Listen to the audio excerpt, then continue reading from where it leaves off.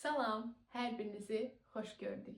Abituriyentlərin ən çox səhv elədiyi hissələrdən biridir. İmtahana düşür dık, mır, maz, dım şəkilçiləri. Abituriyentlər görən kimi bir qrammatik şəkilçi kimi götürürlər və yaxud da bir leksik şəkilçi kimi götürürlər. Diqqətli olmalıyıq. Dık şəkilçisi d keçmiş zaman, şudi keçmiş zaman, ıq isə şəxs sonluğudur.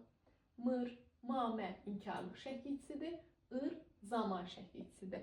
Mamə ır zaman şəkilçisindən birləşir. Deməli, mamə öz saitini itirir. Yəni, bu sözləri gördükdə iki qrammatik şəkilçi olaraq götürəcəyik.